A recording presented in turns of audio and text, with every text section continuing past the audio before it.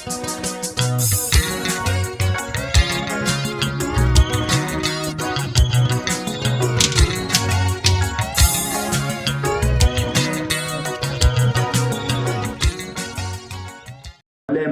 are letting this country down. The things you say and the things you do, you are slowly becoming the enemy of South Africa. You must know that. Sanibona ma-South Africans, ngithemba ukuthi niyaphila bafowethu, sanibona kwaZulu, sanibona kwaNongoma, sanibona eZululand. Ngane zakwethu. Ngiyaqala namhlanje ukwenza ivideo nge-EFF. Ngiyaqala namhlanje ukwenza ivideo ngoMalema. Kodwa ngibona ukuthi sekuyisikhathi bafowethu ngoba okubuhlungu labaholi bane platform yokuthi uma bekhuluma belalelwe umhlaba wonke, belalelwe nabantu bakwamanye amazwe abafani nathi silalelwe abantu bangakithi nje. Ibuhlungu into eyenziwa yi-EFF eSouth Africa. I-EFF noMalema njengamanje bayisitha se-South Africa. I-EFF noMalema bayakhombisa ukuthi they were part of selling this country for personal gains. They were part of selling this country to their friends. Bebuye bezoma phambi kwabantu Malema, thousands and thousands of people, and promised them lies. uMalema desperate. Iqembu lakhe olubulele. The man had a potential. The man had a chance.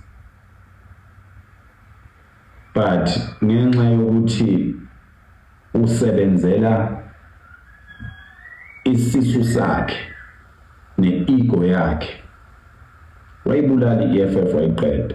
Manje uyiqedile i-EFF ufuna ukuthi kufe nabantu base-South Africa. Bafowethu,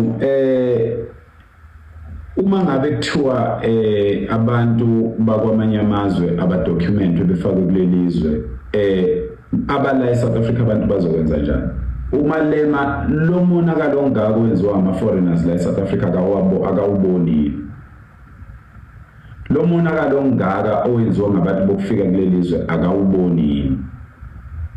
Njengomholi uma ekhombisa yena ukulahla ithemba ukuthi ayisekho into engenzeka, ngcono sivele sibavumele lapha abantu, unikeza liphi ithemba kumuntu oyilunga le-EFF wala eSouth Africa ohlupheka njengamanje, ongasebenzi ngenxa yokuthi imisebenzi eminingi, ngisho ama-spaza shops lawo, ngisho iy'todlwana lezi zasemakhaya seyithathwa ngabantu bokufika. Bantu base-South Africa, let us stop defending leaders. Let us defend the country. The country will always be here. Mina, I will pass away one day. Malema will pass away one day. Indoda isebenzisa unembeza ngaso sonke isikhathi. Indoda mayenza into isebenzisa unembeza noNkulunkulu ngaso sonke isikhathi. uMalema akangafuni ukuthi ngoba ubona ukuthi uyafa, ne-EFF yakhe iyafa, ebese funa ukufa nezwe lonke. Awukwazi ukutshela abantu ukuthi umuntu oselapha ngokungekho emthethweni. Okokuqala, we are glorifying this illegal foreigner thing. That's where we must stop. If something is illegal, it is against the law. You can't say anything positive about that thing because it is against the law. How can you be a leader and endorse illegal things? Why would you call yourself a leader when you are endorsing illegal things? Let us not glorify this illegal nonsense. All foreigners must leave this country, all of them. And those with proper documents can be rechecked, because siyazi ukuthi Home Affairs have been doing a dodgy business in this country. We are saying everyone must get out. We will recount them when they are coming in.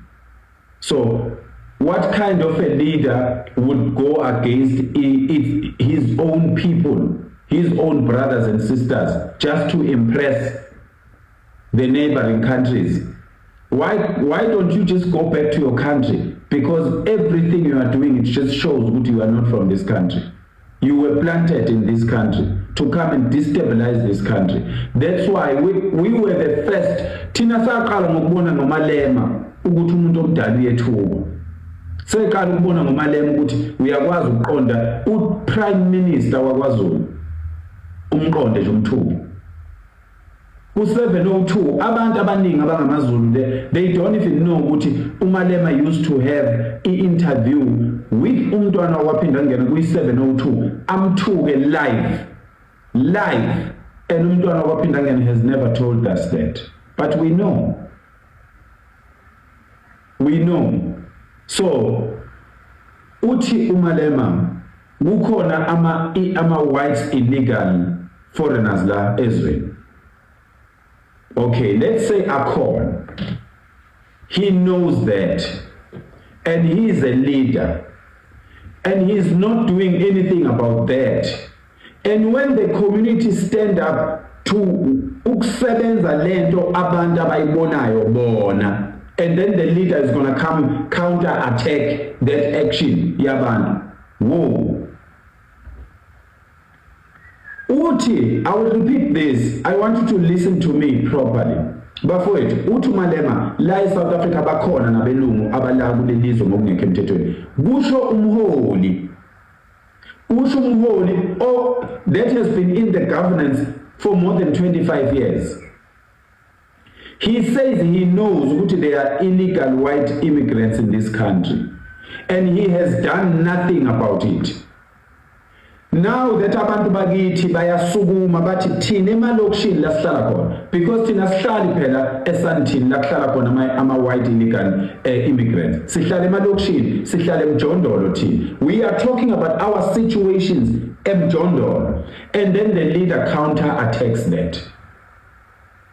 Who are you representing, Malema? Who are you representing? Why are you taking this country down? You made your deals, Baba. Deal with your deals. Don't involve the community of South Africa. We are changing this country. You like it or not. If you sold it, that sale has expired, Bafowethu. That sale, whoever sold this country for whatever reason, that sale has expired. We are here now. We want this country back. We want to have our own freedom in our own country without being shoved and blocked by people from their countries who ran away, who can't stand up as men and face the challenges of their countries. We are also poor in this country. We also got our own problems in this country, but we can't run away from this country. We have to deal with these problems. We have to teach ingane zethu to be strong and face the problems. We can't run away and go hide in other countries and start disrespecting other people from that country or the people of that country. So, sicela ukusho ukuthi obonayo ukuthi kunabelungu eOrania akahamba yosebenza into yabelungu eOrania. Thina okwamanje sisebenza lokho. Obonayo ukuthi kunamandiya ePhoenix enza izinto ezithile, please, izwe likhulu, we can't do everything. Go and fix that problem that you see. Obonayo ukuthi kunamasulumane kuphi nakuphi, ingakho size sathi idolobha nedolobha emadolobheni abasukume bonke abantu emadolobheni belwe nendaba yabantu bokufika, ngoba ngeke wonke umuntu abantu ababodwa besebenza into eyodwa bonke.